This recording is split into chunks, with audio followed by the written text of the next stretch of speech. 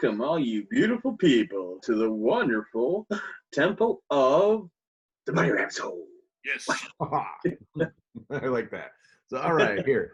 We're just going to jump right into it because this is the Bunny Rabbit's Hole. And of course, if you've been to the Bunny Rabbit's Hole, you know that myself, I am one half of the co-host here. I am Jason, and this is... I am Craig. Yes, and we've known each other pretty much our whole lives. Yeah. It's unavoidable. Yeah. So what we do is we take a whole lot of our experiences and we talk about things that we like, and particularly we take one of those things each and every week and we talk about it until something about what we say inspires us to talk about something different. Now, when we talk about something different, we talk about that and we try to bring up positive and negative and all kinds of different points until finally when we get to the end of it and Craig goes, what the fuck are we talking about? And what were we talking about to start with? And then we talk about some other stuff and then we finally come back to the main theme. Yes. And as Jason says, we pick one topic, we research both sides of it, not just what fits our narrative, but we also include our opinion because this is entertainment.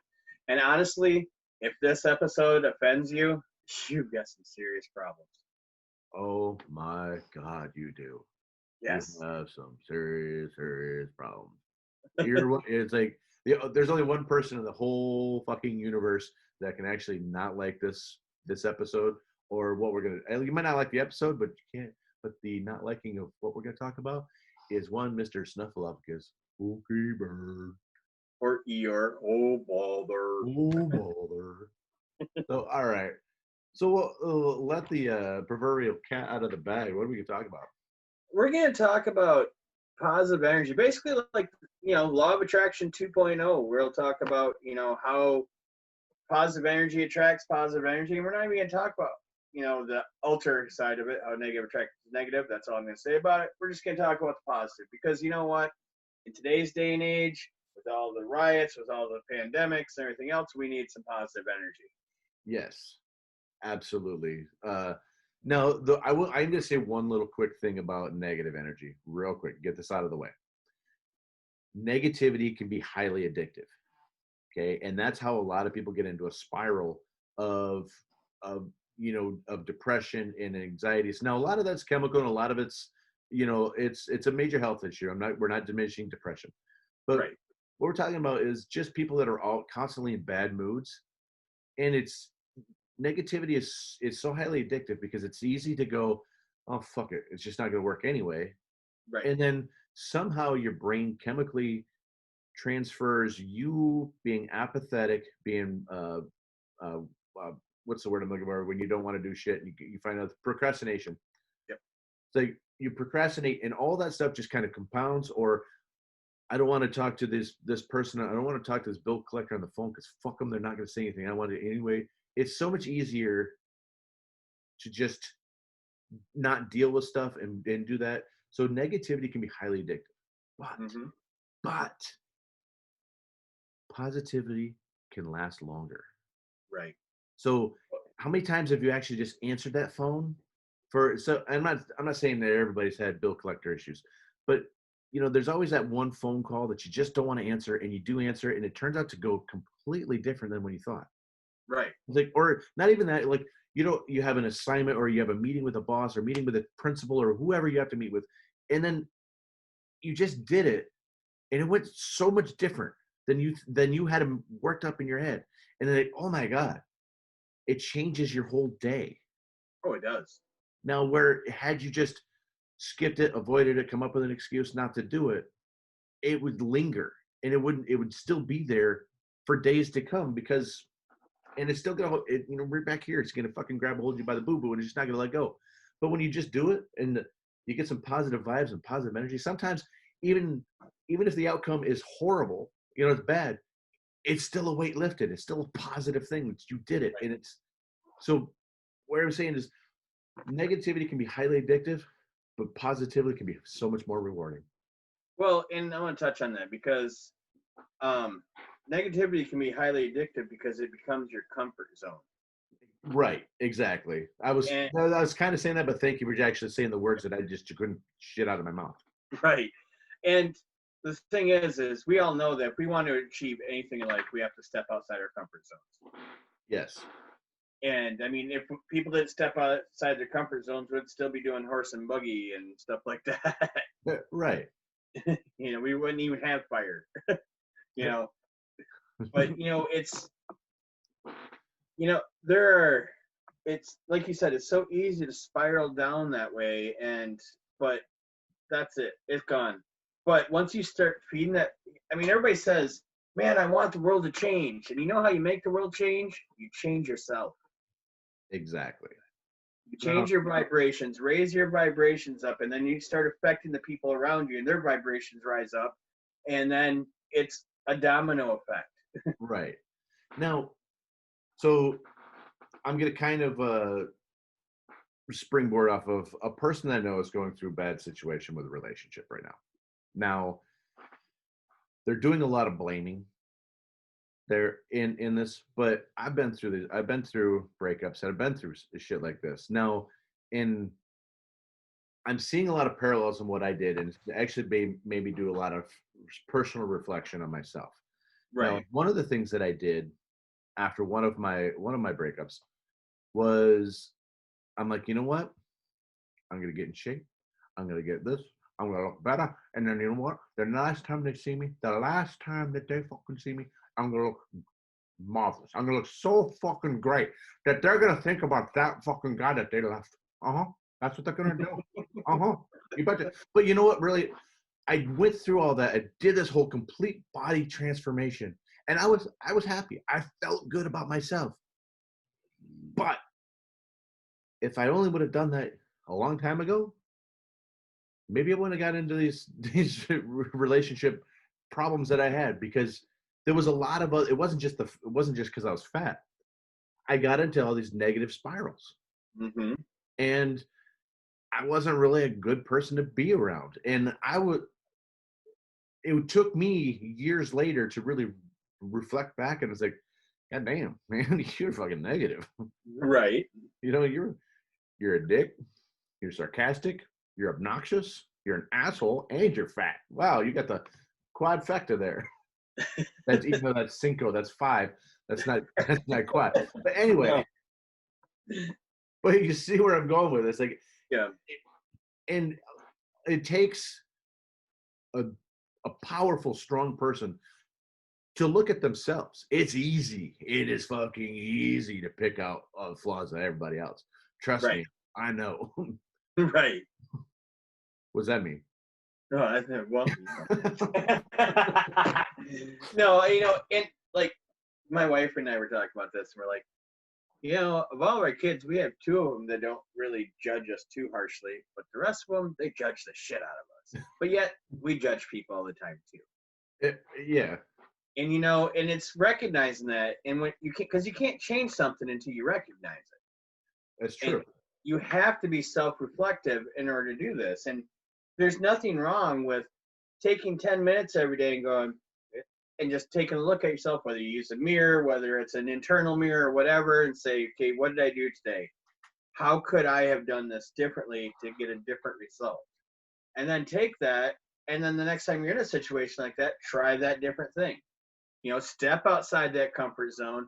You know, I'm really good at diffusing people's anger, like in my jobs and stuff. And I do that because I read the people, you know, and it's something that you and I grew up having to do. You know, a lot of people don't do it anymore, but you read the people. And like, I had this guy who, I was taking care of stuff, and my employees was dealing with him, and he wanted to run his card as debit, and then she did on the machine that she was using, she couldn't run it as debit. And then he started getting mad, so I came out, and I'm like, oh, I'm sorry, sir, this one we can't run it on debit. He's like, well, why did we go down the other one? I said, completely my fault, you know, because he wanted to fight. And I said, completely my fault. What can I do to make this better for you? You know, how can I make your visit more pleasurable, basically? Right. And he just kind of went flattened right out. He's like, no, it's not your fault, and it's not your fault either. You know, I just, you know, and he goes on to say, you know, when it's run as credit, you know, it doesn't hit my account right away, and sometimes it's 2 weeks later. And I'm like, I get that, sir. You know, I'm really sorry about that. And we will strive to do better for you the next time you are in here. And, you know, it's just something as simple like that. Swallow your pride. You don't have to be right every time. Exactly. And that's being right all the time. I'm glad you brought that up, because we kind of touched on this on our last episode. In our society right now, we've gotten down this path where everything is in absolutes. Okay, it's like and I keep hesitating to say everything is black and white because I don't like using that term anymore because everybody thinks Caucasian versus African American, so I don't want to use that term anymore. But it's like everything's a 1 or a 0. Okay, so everything's binary. Or what I mean by that is you and I, we're neither Republican nor Democrat. Now, a lot of our stuff, we lean towards helping people, so therefore we both kind of lean away from Trump. But we both voted for both sides. We voted for independence. We don't vote party lines. We vote for the candidate that we feel is best. Now, I've openly said bad shit about both Republicans and Democrats and a few independents out there. Right.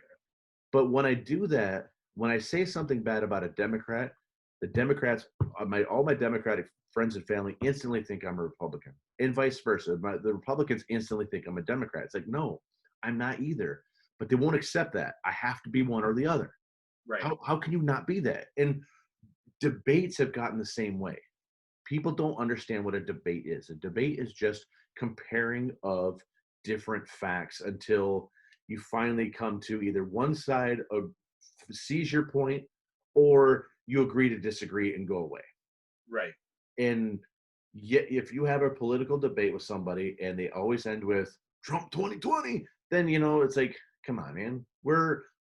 I'm trying to understand why you believe what you believe, okay? And then I'm hoping doing this, you're trying to think what I am, but you're not doing that. You're just trying to beat me. Right. And it's not healthy. Right. And one thing I want everybody out there to think about is when you're having a conversation with somebody, if the entire time they're talking, you're thinking about what you want to say as soon as they're done, you're not listening to them. Yeah. If you're waiting for a pause so you can talk, just walk. I would rather you just walked away from me. Right. Because you can see it in their eyes when they're doing it. Yeah. And like with our podcast, we wait for the other one to pause to talk, but that's kind of how podcasts work. We're trying to keep dead air from happening. Right.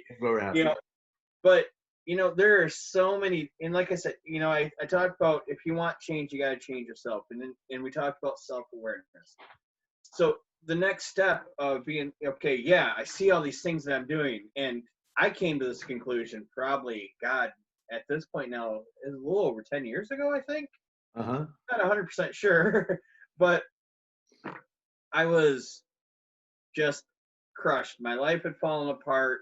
I was just wallowing in self-pity and all this stuff, and I'm laying in bed one night, and I'm like, you know what?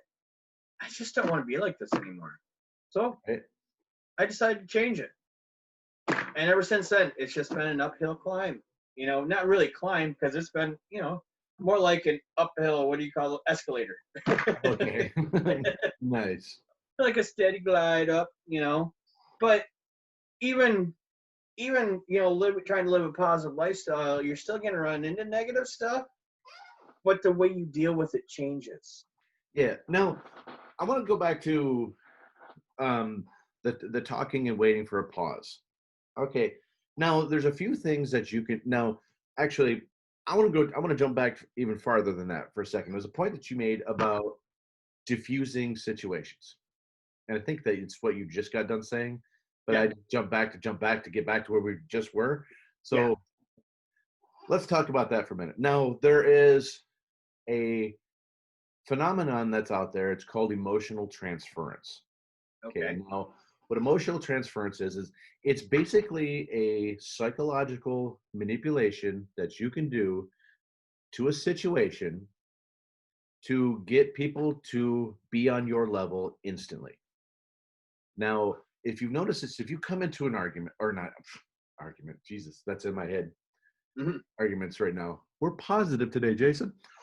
If you come into a group of people and you just instantly go, them motherfuckers out there, but Jesus fucking, I fucking hate those. Instantly, you change the mood Yes. of a group. Now, that in fact is emotional transference. You're transferring your emotions onto a group, and now you've got them all animated either at what happened to you or at you. Right. Okay, so it may And not be the manipulation you're looking for. it's against their will, mind you. Exactly, because it's not something that you're willingly going into. Now, Right. there's something that you can do to diffuse situations when you see them escalate. You can walk in calmly and just start talking in a monotone voice. Right. And you'll actually see that you can get people to calm down, and they actually will come to your level. Why? Right. Because like attracts like. We've talked about that in our law of attraction episode, and we'll go into it more today because it's a fundamental principle of all this. But you can actually get people to come to your level because why? It's comfortable to be the same as the person that you're referring to. Right. Now, there's actually a technique in sales where the first thing you do is you ask somebody an opening question, something very generic. It's like, how's your day today? Right. And then you just have a plain tone, nothing great, just like, how's your day today? Comforting. And then when they start talking, it's like, well, today like Stevie from Malcolm in the Middle. Yeah. If you match their vocal tone, oh yeah, that's sad to hear. Right. They are going to eat you up like butter. Right. And even if you don't eat butter. So there's ways. Now, I'm not saying this to manipulate people. What I'm doing is I'm saying this to, in your situation, you've mastered this. You've talked about you've diffused tons of situations. You're put in a situation, you work in a job that people come in at, you working in a liquor store, you see people at they need what you sell. Right. So Well, a lot of times they're agitated. right. I mean, it's not just that. I used to have to do it at the casino when I worked there as well. Exactly. Yes. Another high tension Yeah, situation. like last week I had to talk to one of our employees, and basically I asked her, I said, okay, you were slow last night, right? She's like, yeah. I said, then why did all this stuff not get done? And then she got really animated, and she's like, da, da, da, da. I said, okay, all right, hold on. I said, I'm just talking to you. There's no need for us to raise our voices. There's no need for yelling or screaming. You can Right. just tell me what's going on, and then we can see what we can do to resolve it. Mm-hmm. And that just immediately brought her down. Just knocked her off that high horse, and she's like, oh, okay, well, this happened, and I was just really frustrated. I'm like, okay, I understand that. I know you're going through some stuff right now. Let's, figure out so we can move forward and this doesn't happen again. Exactly. Okay. And it's just that simple, really. It's just, when somebody's getting agitated, you kind of call them out on it in a calm manner. Right. Say, hey, you don't need to yell at me. We can just talk like adults. Yeah. Now, and talking to people too. So we talked matching vocal tones, putting out the emotion to start the conversation, matching their vocal tone, and then the next thing you need to know in conversing with somebody is, they always say, look people in the eyes. Don't do that. Do not look people straight in the eyes. Look in their dominant eye. Okay? It's fucking creepy when you're trying to look at both their eyes. Right. It's like you don't know where to look. Now, a lot of people say look at their nose. Don't do that either, because you can tell that they're not quite looking you in the eye and it looks off. Always go to, if they're right-handed, look in their right eye. If they're left-handed, look in their left eye, because that's instantly their dominant side. So if you're giving all your focus to their dominant side, you get their attention. Right. Now, if you don't know which hand they are, chances are they're right-handed. Odds are. So look them in the right eye, not eyes, just eye. And if they're Cyclops, well, look in the Cyclops eye. But if you do that, you'll find that people And don't just stare them right in the eye. Look in the eye and then just kind of like look away a little bit and then look back, because if you stare at them the whole time, it's like, what are you doing? What are you doing? Right. Come on. You don't want to do that because it's fucking creepy.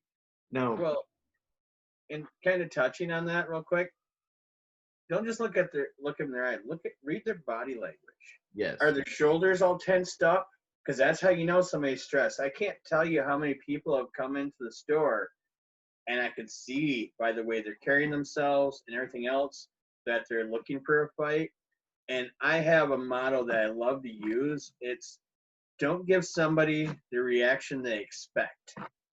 Right. Because if you do, that leads you down that fight path. Right. So when they come up to the counter and they're all like ready, I'm like, hey, are you okay? And it throws them off guard because they don't expect you to ask them that. Right. They don't expect you to be genuine. Right. So like, hey, you okay? They're like, oh, yeah, well, just tough. And then you watch the tension start to ease out of their shoulders because they're like, hey, somebody actually cares enough to ask me if I'm okay. Right. Exactly. Because who knows? Right then, you're like you said, you're reading tension. You're not reading the reason behind the tension. Right. Their parents could be in the hospital. They could be looking to just beat somebody up. You don't know, but you ask them that question, and then it's like, you may have changed their world. Right. After that. Now, I did. I did an experiment. You have points, so go ahead. I did an experiment one day, and because we all do this, we go into a grocery store or any store, and we kind of just focus on what we need. We don't focus on any of the people in there. We try to avoid contact with people. We try to avoid looking at them, eye contact, speaking, everything. Right. So one day I went into a store here in town, and as I was looking for stuff, anybody that walked by, I made eye contact with, smiled, and said hi. And watching the reactions and watching them, because you can tell when somebody's feeling a little bit uplifted because they'll stand a little bit taller. And watching these people rise a little bit and go, oh, yeah, hi, how are you? I'm like, good, yeah, and then we just keep going, But that one interaction, and I learned that because I would go, after I had my surgery, I'd go on walks. Right. And one day I was walking, and, when I was going on walks, I'd avoid contact with people and all that stuff. And this girl was jogging, and she was jogging past me, and she jogged past me. She said hi, and it just totally threw me off. I'm like, oh, hi, and I'm like, I've got to try that. And I guarantee if you go in and you try that, it's not going to work on everybody. Right. It doesn't. It doesn't. But you will see a difference in people. Yes. Because we really don't want to fight all the time. No. And a lot of times it's actually can be a cry for help. Right. They're like that's like, we'll use your scenario of the guy that came in, grumpy, pissed off, looking for a fight. He probably just wanted somebody to just say hi. He just had such a bad day, and not just like she, whomever it could be, sometimes that simple thing can mean the world to somebody. Yeah. And then sometimes that simple thing can turn into a Travis Bickle situation from Taxi Driver, and you just don't want that either. Right. Sorry, I had to give a little levity in there a little bit. Right. But no, the reason we're saying all this about how to talk to people, read to people, and all this is because how people around you really dictate how you are when you're not thinking about it. Right. Because when you want to be happy and you want to be positive, you want to have positive thoughts going on, you're going to consciously try it. Now, some things can lead to other things, and you may not even be thinking about it, and you can be showing those kind of emotions, those kind of that kind of body language to somebody else. Right. And it's really easy for if we all kind of know how to read people, be able to pick people up from that, the world would be a better place. Right. And granted, there are people out there that just don't have the capability of reading people. There are a lot of people that there's the personal space people that just don't understand. It's like, hey, even without COVID, I don't want you that close. Right. But you can learn. It's not difficult. No, I mean, you just have to practice it. just And just like anything, you know, you're willing to spend 16 hours watching a YouTube video to learn a stupid card trick that you can do at a birthday party to, you know, to wow your friends. You can actually take one the, time. yeah, one time before they went, dude, I watched the same video, I know how to do it. And then you go, oh damn.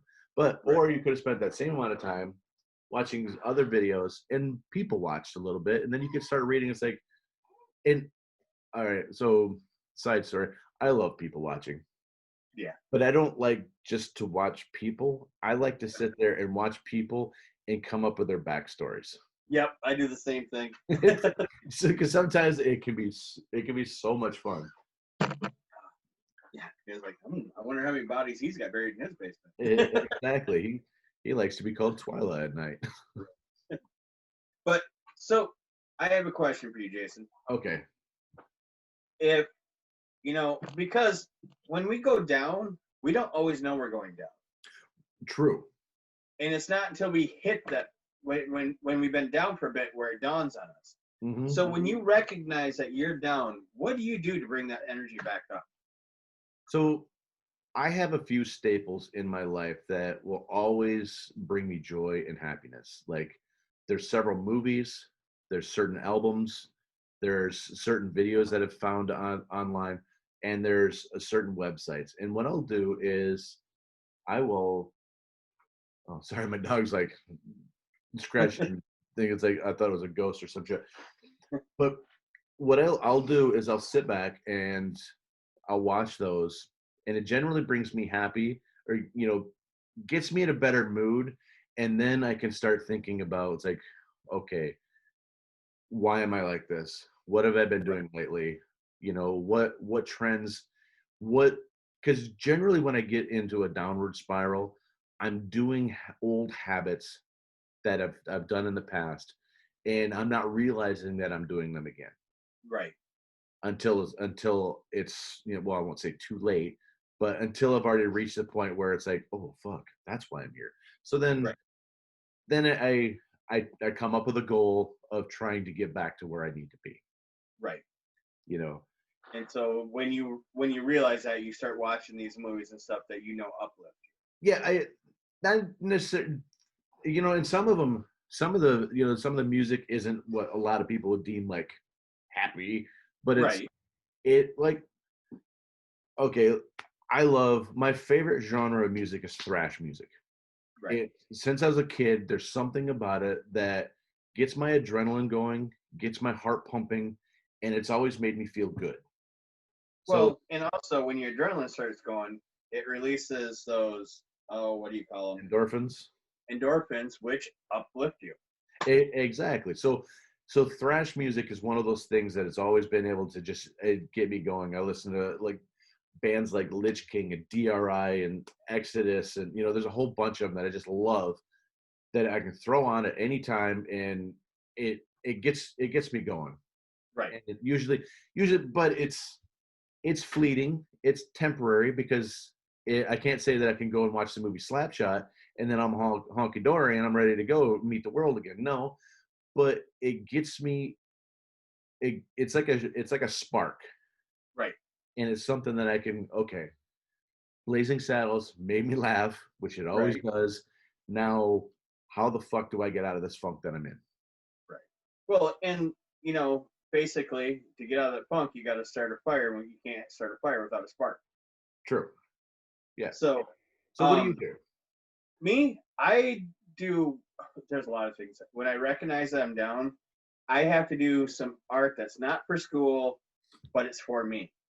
Okay. I have to do something creative, or like you said, watch some movies. Sometimes, if I know that I'm down, what I will do is I will watch movies that will trigger those emotions that I'm feeling when I'm down, and I'll feel them and sit there and go, okay, this is what this is. This is why I feel this way. And then I'll go, okay, I have no control over that. I have no control over the situation. I can't change it. Right. So now I just need to move on past it. Yeah. It's like, let's go back to the breakup situation. I can't get her back. Right. I've sat here feeling sorry for myself for, a couple days, a month, 3 months, whatever it is that, you know, however long it takes you. At this point, there's nothing I can do to get her back, but yet I still have to live my life because whether you have kids or family or friends, there's somebody out there that does rely on you. Right, exactly. A lot of people get very selfish when they get into that situation, Right, and the only person to think about is themselves. right. And so you have to do what you recognize it. Then okay, how can I get positive energy? So for me, then it'll be like, all right, now I need to do some art that's for me because I don't care if you can't draw, you can't, Hmm. you know, you don't feel like you're creative at all. Get an adult coloring book. Oh, there you go. Just color because you will be He's not surprised. talking about like ones from Hustler. He's just Yeah, talking about one with better pictures than, Rainbow right, Bright. right. You know, or if you like Rainbow Bright, get a Rainbow Bright. I don't care, but get one of those. Sit down. You get a box of crayons or colored pencils, whatever it is. Sit down and start coloring, and I guarantee you, within a half hour to an hour of coloring, you're gonna start feeling a little bit better. Well, yeah, Because because who the fuck doesn't like coloring? right, well, and when you're doing that, and the same with when you're doing art, it shuts off that part of your mind, Hmm. and it gives you more freer thought because now you're thinking with the other side of your brain. Right. The least and Uh-huh. the less analytical one and stuff like that. So now you're you're reaching something. You're like, oh, I liked how this picture looks. I'm happy with what I did. Now you're feeling pride. Pride is uplifting. You know, Mhm. that's how you start digging yourself out of that hole. Yeah. Now, you said something there that really sparked it. I even wrote it down. It's like, said it gets you in touch with that other side of your brain. Now, Right. sometimes you're in a funk and you don't really know why. What's a good way of finding out what might be the problem? There's something called stream of consciousness writing. Now, what this is you just take a pencil, take a pad, you might want a bigger one, but you take a pad and pepper and pen and paper too. A little pepper doesn't matter. A little pepper, and you just start writing. Mm-hmm. And eventually, you're just going to start writing words. It doesn't have to Mm-hmm. mean anything. Just if a word comes to your the word orange, write it down. Blue, write it down, and then whatever comes from that word, and then you just keep writing, keep writing, keep writing, keep writing, and try to do it for 3 to 5 minutes straight. You can set a timer if you want, but just keep going. And it doesn't fucking matter what it is, you know, purple titties on Broadway, write the fucker down. Just keep writing, keep writing, keep writing, just Right. whatever it is. And then set it aside. Don't fucking look at it. Let it sit there 24 to 48 hours later, then come back and read it. Because when you come back and read it, there's going to be words that subconsciously you wrote down in there. Yep. And those are going to be your trigger words to probably why you're feeling the way you are. I have another method that goes right along with that. It's what I like to call meditative drawing. Oh, yeah. That's another good one. And you don't even have to know how to draw to do this. My wife has done it. You know, because I've taught some classes on doing it. I say, oh, yeah, I've never done it, but you've talked about it. So that's why. Right. And what you do then is you can get on YouTube, find some meditation type music, some basically just any peaceful type uplifting music. Put that on, get a blank sheet of paper, and then just let your hand go. And you'll start to notice shapes coming out. So you just run with those shapes and, you know, kind of fill them in. And if you feel like shading something and make something else pop out, you do that. And you'll be surprised. You'll get lost in every class that I've taught on this. It's an hour-long class. And when the hour is up, they're like, what, already? We've only been doing this for 5 minutes. No, because you switch to that other side of your brain. And I walked around with the last class I did on it. And I said, okay, well, you were in my last class. In my last class, this is what you drew. In this class, this is what you drew. You have a communal with nature and you're missing nature. And this is what I see coming out of it. And they were just like shocked. And it's just because I can see, you know, what pictures are coming out and I can see what they're focusing on in those pictures. Right. Like my wife's was, you know, she had drawn water, then she scribbled the water out. And I was like, okay, because I used my wife as an example. And unfortunately, kind of put her on the spot. I said, you see what she drew here? They're like, well, yeah. I said, see how she started drawing water, then she scribbled it out and started drawing flowers? Like, yeah, it's because she loves the water. But right now, the water is causing her some grief. So she's trying not to focus on that. And she's drawing flowers because she loves flowers. And it's a way to take her mind away from the water. And they're like, and my wife was like, oh, damn, yeah. You know? But there's going to be images that pop out. And like you said, put it aside for 72 hours. Come back to it and look at it and go, oh, shit. You can't analyze it immediately. Nope. It's going to mean nothing to you if you do. And if you, the other problem is not only would be nothing, you're going to be looking into it hard, right? Too hard, and you're going to make up shit that aren't really there.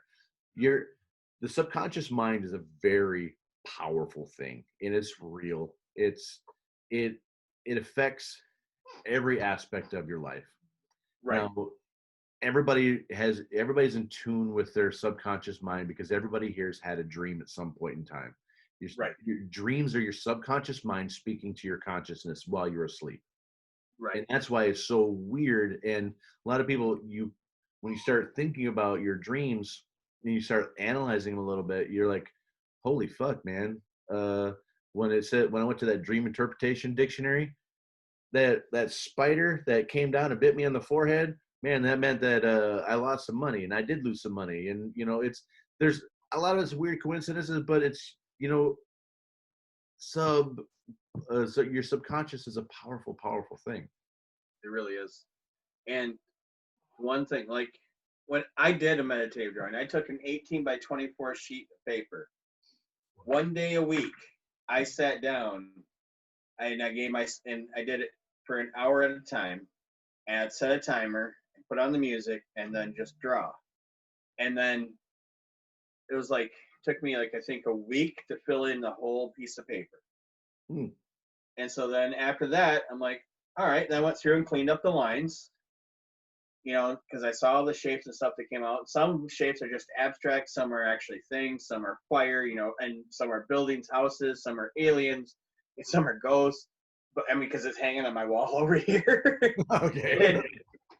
But then I took it farther, and I'm like, well, I need more to this. So at that point, I sat down and again, switched off that part of my brain, picked up an ink pen, and I inked it. I outlined everything in it. It's like, okay, now I need color. So then I went through and I was just thinking about color the entire time. And I look at it right now, there's like 2 dark colors in the entire thing, but they're in areas where it has to be dark color. Everything else is bright. Nice. So, that shows you see some of the stuff that was bugging me, and then, but yet it's bright now, so it's no longer bothering me. That you've somehow managed to either quell or squash or rectify whatever ailment you had going on at the time. Well, and a lot of that has to do with the psychology of colors as well. True. Doing marketing, the color psychology is huge. Yeah. And I mean, we won't really go into a huge, but if it wasn't huge, red and yellow would not be in pretty much every fast food logo. Right. So if you don't believe me, look at McDonald's and Burger King and Wendy's and Subway. Not Subway. Oh, that's wrong. But they have yellow. Arby's and Jack in the Box and Hardee's and Tim Hortons, Dunkin'. That's all we need to say about color psychology. That all these companies do it. But there's something else that companies do that deals with the subconscious mind that you can do at home with yourself or with a partner. It's a little thing, and I'm going to go, this is going to be a tangent, but it's also a positive thing that you can do. It's called Sigil Magic. Now, Sigil Magic is, we've talked about it before. Yes, it's chaos magic.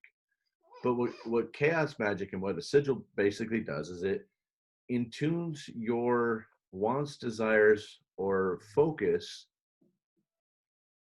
to your subconscious. Right. Now, is it magic? I'm going to leave that up to interpretation, but some great people like Grant Morrison, for instance. He wrote, if you've ever seen the show Happy, yeah, he did that. He wrote Sandman. He wrote, no, that was Neil Gaiman. Yeah. Uh, he Watchmen. wrote, yeah, he did oh shit. Yeah, just look him up, Grant Morrison. He's fucking awesome. Watchmen, wasn't it? No, that was Alan Moore. Oh, that's right. But he did some Batman. yeah, he did a lot. He rewrote Batman. He did a bunch of like Daredevil and shit like that too. But anyway, fantastic writer. But he's a huge proponent of sigils. Now, what a sigil is I'm not really going to go too far into it because if you want to, there's tons of YouTube videos on there on how to actually do it. You write down what your will is, what your desire is, what you need, and then you turn that phrase into a symbol, and then you concentrate on that symbol, and then you release it into the world, and then you forget it, and then it's almost like a version of the vision board that you have in The Secret, right? Which is another way of manifesting things that you wants, desires, and your focus to your subconscious. Right. Now, there's other ways to do basically the exact same thing, and what sigils and vision boards do is a way of focusing your energy without you thinking about it. Right. And that's what your subconscious can do for you if you become in tune with it. And if you can get your subconscious in tune with positivity, then positive fucking things are going to happen to you, motherfucker. Come on. And I got to give you one warning, because as my wife and I like to say, the universe doesn't hear the word don't or won't. So if you say I don't want to be sick, the universe hears I want to be sick. Yes. So you need to change the way you phrase things to I want to be healthy. Yeah. So have you ever watched the cartoon Aladdin? And when Aladdin says, when he says to the genie he wanted something, and the genie fucks with him. Okay, anybody who's never role played and they were granted a wish, everybody knows that you're going to spend the next 2.5 fucking hours writing your wish so that there's no loophole, so the DM can't fuck you with it. And they're still going to find one. And they're still going to find a loophole, so it doesn't really matter. So wishes can suck. But the universe is very much similar. When you ask for something, you have to be deliberate and you have to be precise. Right.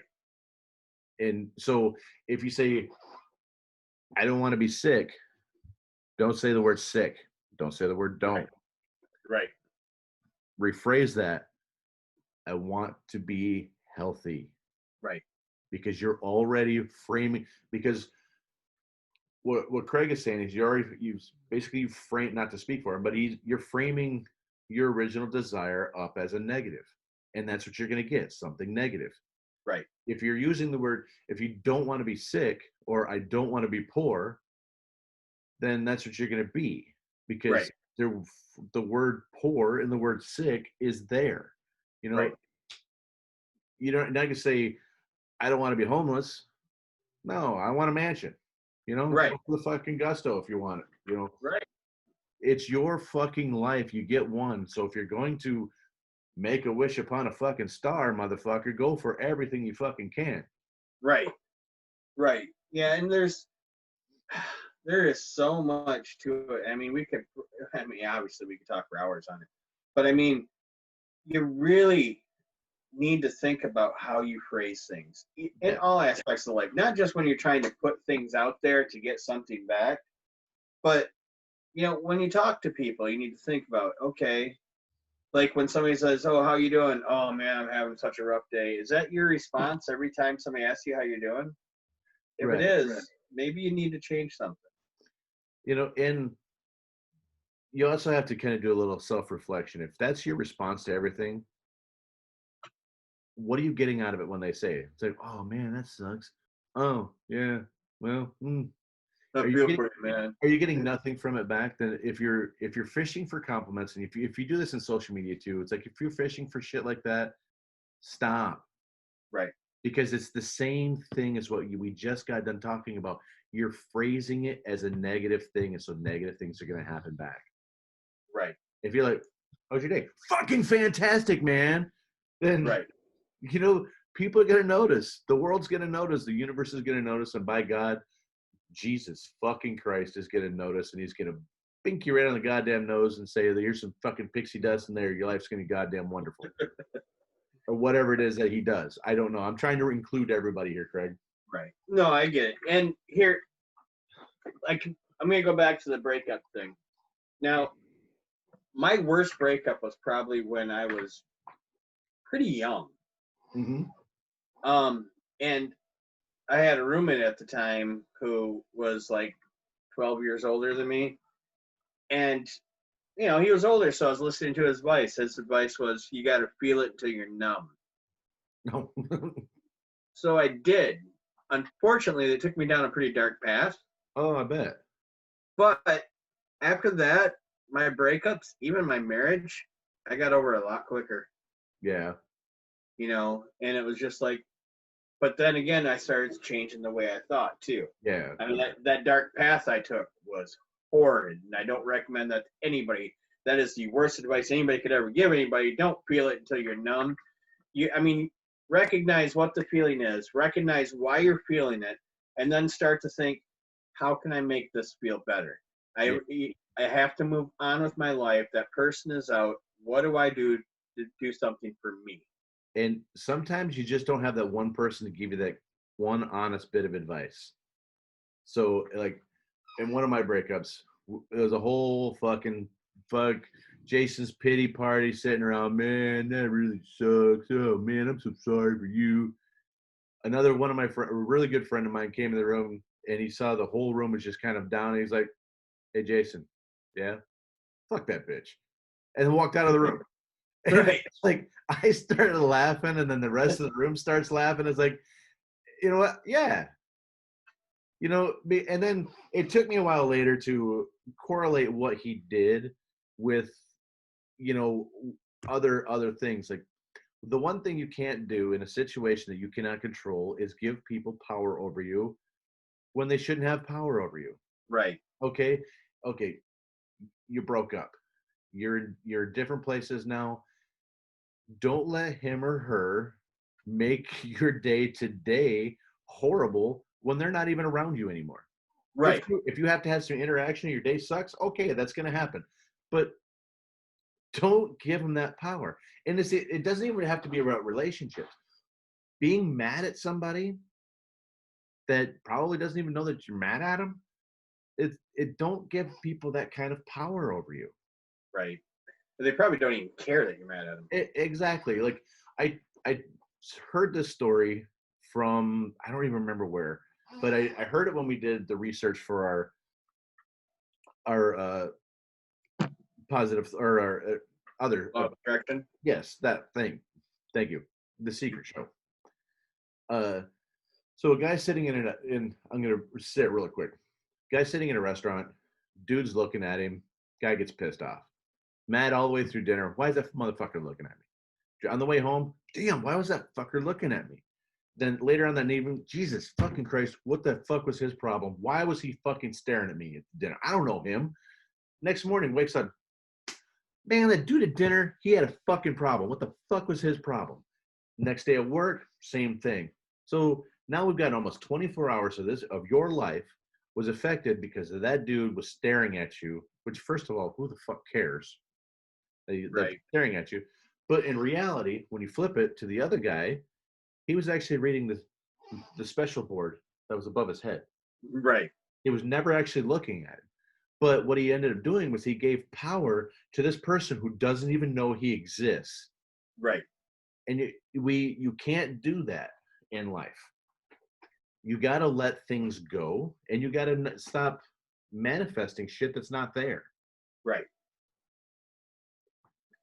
Now I want to go off for a little tangent because we got all this stuff, and one thing, like going back to where we started here, when you asked me how do you get out of funk, you know, and we both came up with, we have a spark, and then we kind of set goals to get out of it. Right. Now there's a little thing I want to go over about goals. Goals are a tremendous way of getting yourself back on track. Right. There's a one thing that Charlene Johnson, she's a health guru, Mm-hmm. exercise lady. She does a lot of positive thought stuff too. But I heard her speak, and she does this thing that's called put goals. Now, what you do is in your life, you come up with 10 different phases of your life. There's like your emotional, your romantic, your spiritual, your financial, your job. All these different. I'm not going to go through all 10 because I can't think of them all. Right. But when you come up with a goal for each one of these things, she said you look at the list and you start saying that, well, my financial and my spiritual goal are pretty much the same, which Right. in a lot of religions, finance and spirit goes together. But when she says you'll start noticing that a lot of your goals are pretty much the same, and you can come up with what's called a put goal, which is if you do this, you will achieve all these other goals. Right. Okay? So having goals and having structuring your life out with goals is perfectly fine. However, writing your goals down is something that you have to do. If you do not commit them to paper, they do not exist. When you actually take the action and write something down, your body will start remembering it. Now your body, your brain, your subconscious will start remembering it. And then you go back and you read that goal every single day. Now, Right. it's habit forming. You have to do it 21 days in a row. Keep doing that and keep reading your goals every single day. Now, there's a caveat to all of this. There is a psychological thing that happens to your brain when you tell somebody what your goals are. It actually releases some of the same chemicals as actually achieving your goal. When you Right. tell somebody your goal, you get this false blanket of finality to your goal because, hey, I'm going to make $1 million by 22, and then doesn't happen because in your head you've already achieved it because you've told it to somebody. Right. So you can't. So don't openly tell people about your goals like that because it is a psychological thing. It will click in your brain to. Right. Well, and on top of that, don't set unrealistic goals. I'm pushing 50. There's no way I'm going to play in the NFL. You know what? I'm 6'1" and I can barely dribble between my legs. I'm not making the NBA. Right. And granted, I could Not get to in mention I'm great almost shape. 52. Right. I could get in great shape. I could be, but there's no team that's going to draft a short white guy, even if he's in good shape, to play for in the NFL who's pushing 50. Right. I'm like, let's be realistic about your goals. I mean, there's nothing saying that your goal can't be, I want to be a famous singer. If you have that, you can achieve that at any time. And that's Right. been proven like American Idol and shit like that. Yeah. But even like acting, Bryan Cranston didn't actually get the Malcolm in the Middle role until he was 35. right. And there's a bunch of authors that didn't start writing books until they were in their 60s. Yeah. And so just because you think, oh, it's so hard to do that. But now you're setting these barriers and set in front of yourself. Mm-hmm.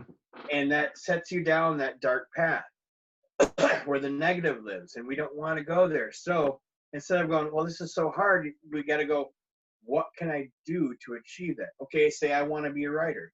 All right, well, let me watch some YouTube videos on how to write good stories, or let me enroll in a creative writing class or something like that and take the first step. Then you just start writing every day, and then all of a sudden it just grows. Yeah. Then you learn the art of, then watch some videos about the art of story and, character development. And then, think of some of the things that you've had to do in your life. Like, okay, everybody here has had to learn how to use a computer at some point in time. And the first time you turned one on, I didn't know how to shut it off. Right. Hit the button. No, don't hit the button. Well, why can't I hit the button? And so it took a while for you to learn those things, and then you start going between platforms and platforms, and then you start using, you have multiple different browsers open for different reasons, and the next thing you know, you're drawing on thing, and you're taking this image out of a Adobe Illustrator, and you're putting it into Photoshop because you like these tools in Photoshop better, than you're bringing it back. So it's like, it's a progressive thing. It's like, you didn't learn anything to start with. You weren't an expert at anything the first time you tried it. Right. So, like, 90% of musicians or wannabe musicians fail because they want to pick up the guitar and they want to shred. Right. But you know what? All shredders, the first thing that they do is they learn their scales. Yep. And they learn finger exercise and how to loosen their fingers. Exactly. And then from there, they learn their they learn their what's the word I'm looking for? Their limitations, and they learn how to overcome them to play the same thing. Right. So it's like, here's a great example. As an artist, when I was younger and up until probably about a couple of years ago, I hated drawing hands. So I would position every character in a way where I could hide their hands. I got tired of doing that. So I took an entire month. I didn't draw anything but hands for that entire month because I'm like, I'm not good at this. I need to get good at this because this is what I want to do. Yeah. Now I can draw hands in my sleep. They all turn out looking good. Some of them I get in really weird positions. I'm like, oh, I like that, but it's because I realized what my limitations were, like you said, and I overcame them. Mm-hmm. And you just have to put that energy into it, because if you want to achieve things in life, you have to put positive energy into it. Yeah. I mean, if you want to achieve being a serial killer, I mean, you put all the negative energy in there, you're going to get there. But you know what? I'll go out and say it. If you're going to be a serial killer, go out and be the best goddamn serial killer you can be. Okay? All right. Just don't kill anybody that I know or anybody. Or how about, just become a virtual one. Right. Yeah. Go play Call of Duty. Exactly. So we're not advocating the murder of anybody. Nope. Especially the people people you love. But there's so much to it that people just don't realize, how your energy affects those around you. Mm-hmm. If you're sitting there and you're playing a video game and it's just frustrating you and you're just screaming at it, that everybody in your vicinity, in the house that you're in, is feeling that energy, and it's bringing them down, and then it's causing fights in the home, it's causing problems in the home, and it's all because you couldn't let go of that. Right. If I'm playing a game and it's frustrating, I turn it off. Yeah.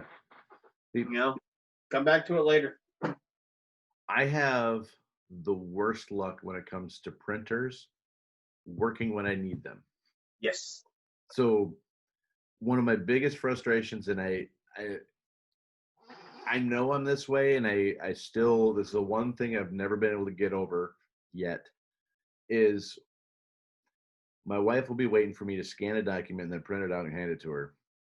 And the printer's not, the scanner's not working, the printer's not working, I can't get them, and I'm getting frustrated. Now it wants me to update my drivers, and it's like, okay, but now it's not finding the the internet. It's like, what the fuck? So I plug it back in. Now it's wanting to download every problem with a printer, hardware, software I've had in my life. I fucking hate printers.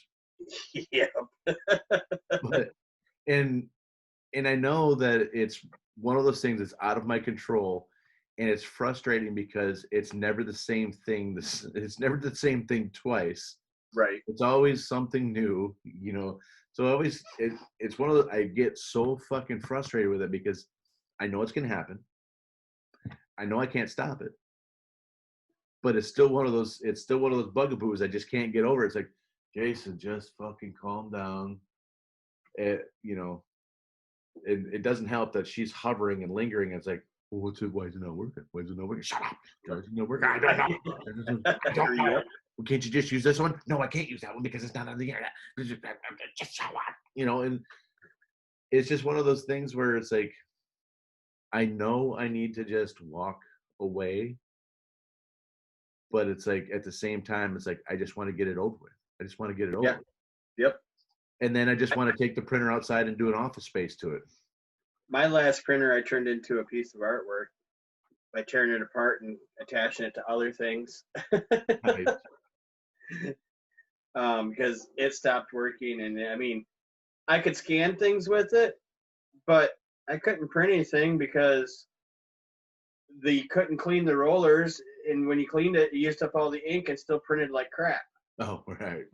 So at that point, I'm like, this thing's shot. So I just took it outside. I took it out to the garage, took it apart, started using the pieces on this installation that I had out in the garage, and started adding it to it. So I made something positive out of a printer that I hated. Nice. Like my last one decided that every sheet of paper it was going to load, and it would get ready to print, and then it would load again and shoot out to be a paper jam every fucking month. Nice. So anyway, enough about printers. Yep. What? See, I just told you a way that you could turn it into a positive Exactly. thing. See, I enjoy that. I enjoy it, and it's probably more healthier than using a shotgun. Well, there's something therapeutic about that There is, yes. Because we all have that destructive nature within us somewhere. Well, that's another part of not denying things that make you happy. Right. Okay, now there are certain things that can make you happy that you probably shouldn't do. Don't do heroin. Right. Do cocaine. You know, like I had a friend one time, so he came up there. He was several years older than me. He put his arm around me, like, Jason, only do the drugs you can afford. Okay. Right. So with that, it's like, okay, I get it. There's certain things that people like to do, certain vices that make you happy. Right. You probably shouldn't smoke. You probably should eat a whole fucking cheesecake.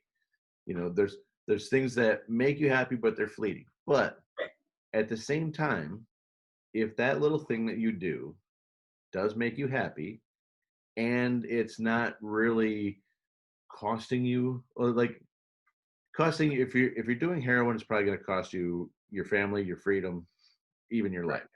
Right. But chances are eating a cheesecake is just going to lead to diabetes. Right. Which is bad. Which could cost you your life. Yes. But if having a piece of cheesecake every now and again, you get that rush of sugar and endorphins get released and you kind of feel a little bit happy because you had a fucking shitty day, you know what? I say go for it. Well, but also on top of that, we need to realize that we all have a dark side, and the best way to overcome that dark side is to embrace that dark side and realize, hey, this is a part of me. Mm-hmm. There's going to be times when I have to feed that part of me. For me, it's like listening to Typo Negative and like, the whole loving you was like loving the dead, or Jesus Christ looks like me. Great albums. Yep. But, that's embracing my dark side. Yeah. It's a part of me. So I embrace it. And by embracing it, you can turn it into a positive. Right. It doesn't have to be a negative. Right. And like we talked about before, embracing it can be a release. Yeah. And we're not saying go full on evil demon here. Right.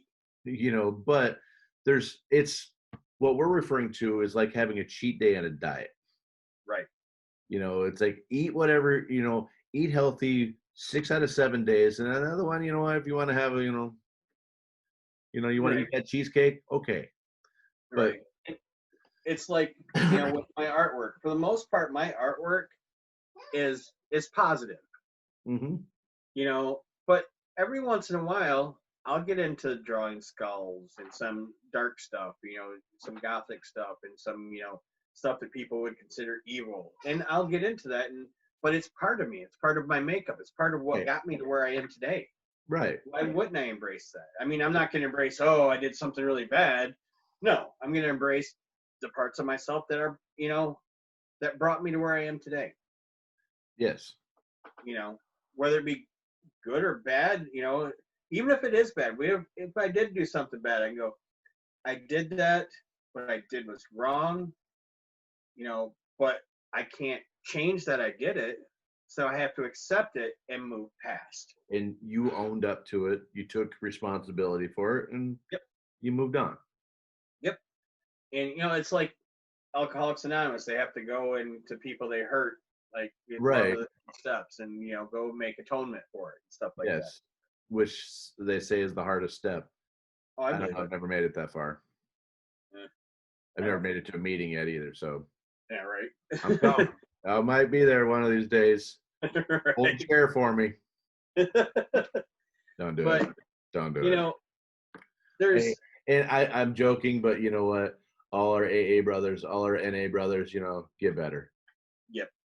Yeah. Look, you do you. Take care of you. Yeah. Because you are the most important person in this world. Yes. But And the world does not revolve around you. True. It revolves around us. Exactly. And that's a big distinction too, because there are times when we get down where the only person we want to talk about is us. And we mentioned this earlier, where like in a relationship breakup, you become selfish and you forget that, there might be kids involved. There might be dogs involved. There might be, sometimes it's families weren't happy about the breakup. Right. Friends. You got friends. So it's generally not just about you. Right. Because that choice that you made to break up with him or her doesn't just affect you and her or him. It affects your family. It affects your friends. It affects everyone that knows either one of you. Mm-hmm. Because now they have to go, okay, which side of the fence am I on? Right. Like my last breakup, I actually had to cancel my Facebook profile and start a new one because we had so many friends in common. Right. So so when I did that, the algorithm Facebook has, when it's like I'm starting up a brand new profile under a different email address, and the first two people asked me, he's like, hey, here's a couple of suggestion friends. My last two exes were the first two. Like, well, you motherfuckers.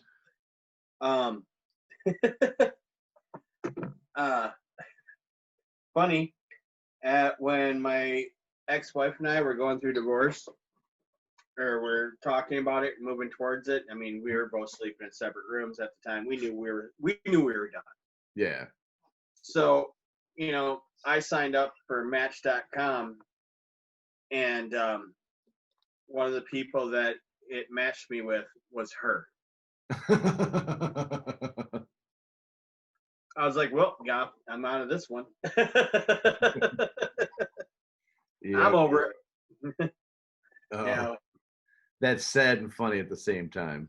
I just find humor in it anymore. Yeah. I mean, so many people in life are so into playing games and, one-upping and all this, and they don't realize that what they're doing by doing all this is making their own lives worse. Yes.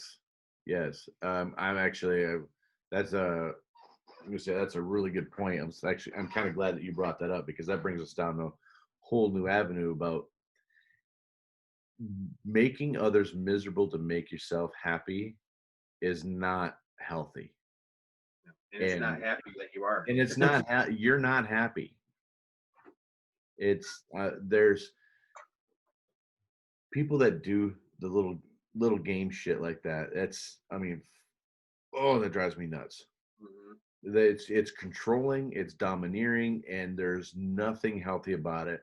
Stop what you're doing. Go get some fucking psychiatric help. Please do that. And in the famous words of Anthrax, misery loves company. I'm your number one fan. Yeah. But you're right though.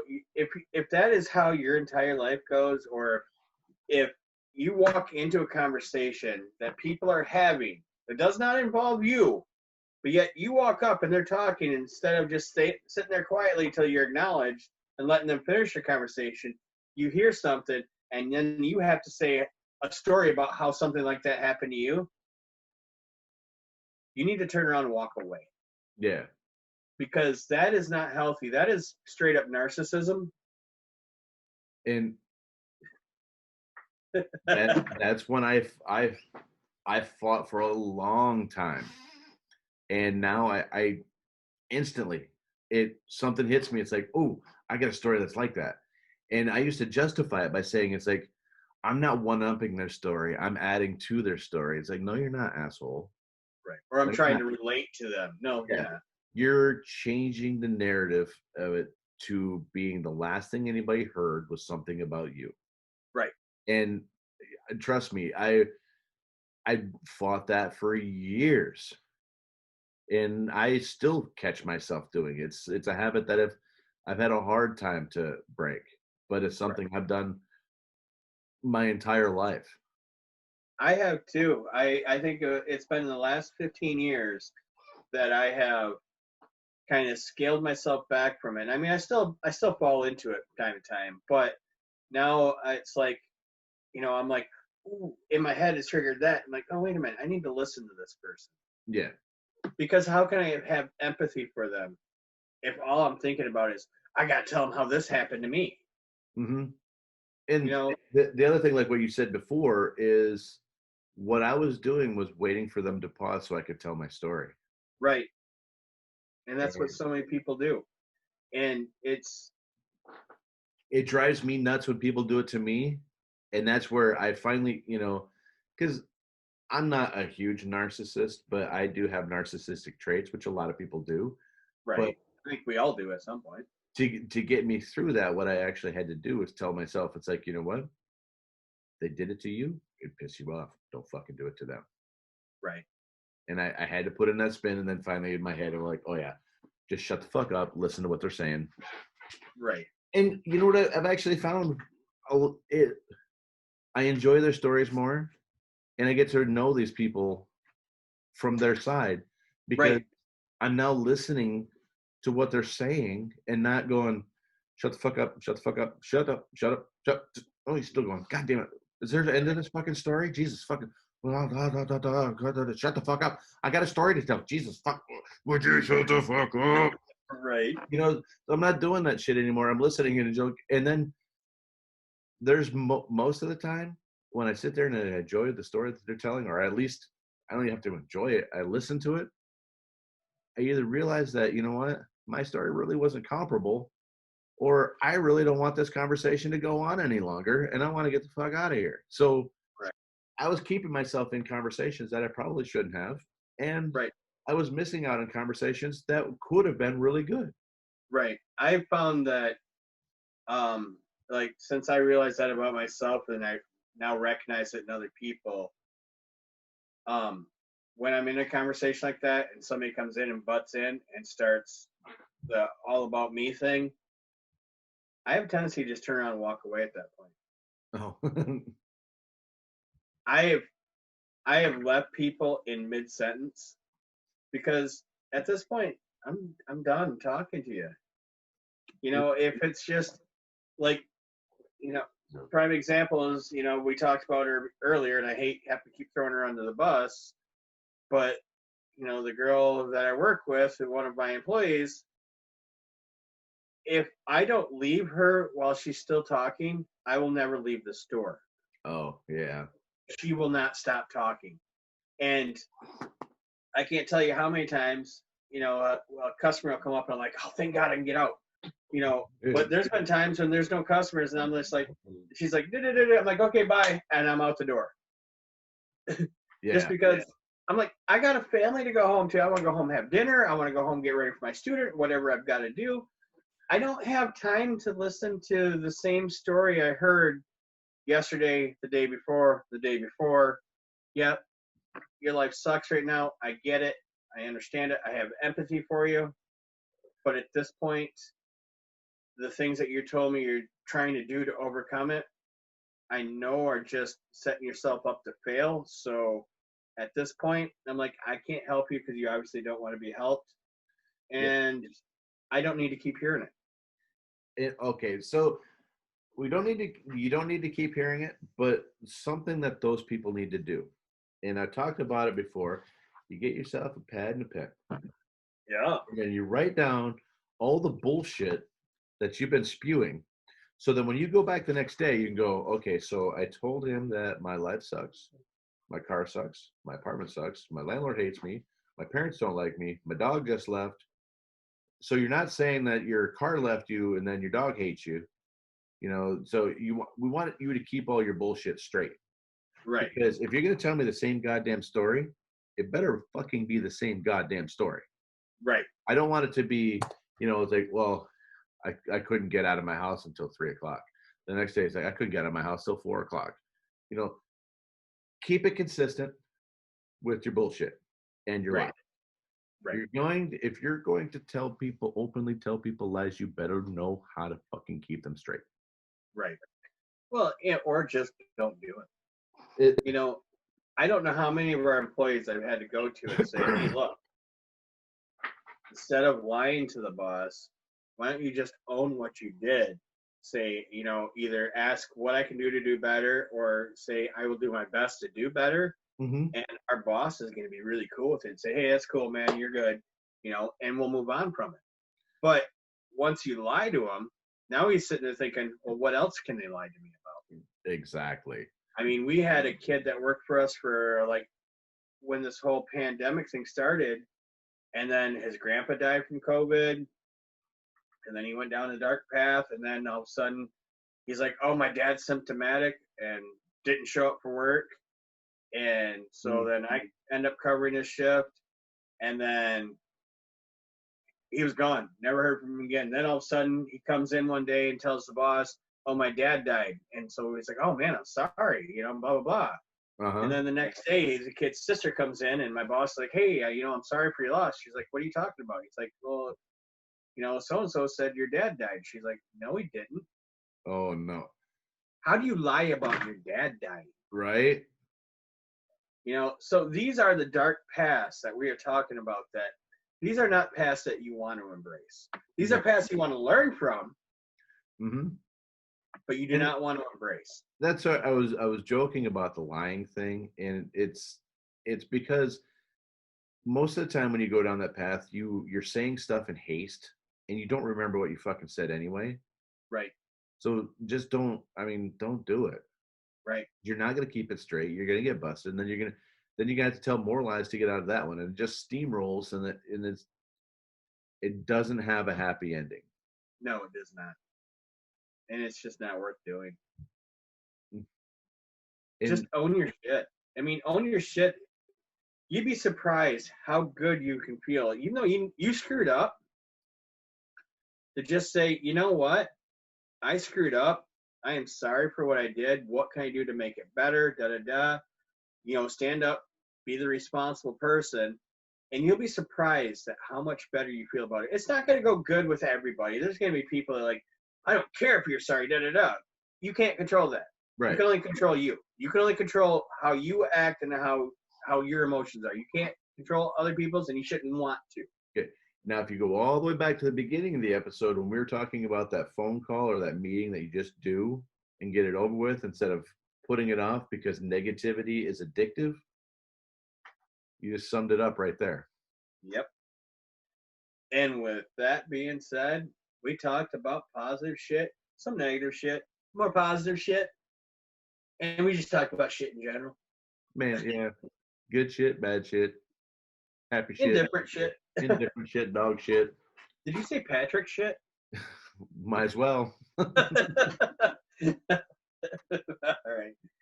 So, yeah, I think we've been rambling for a bit. Yeah, a little over an hour.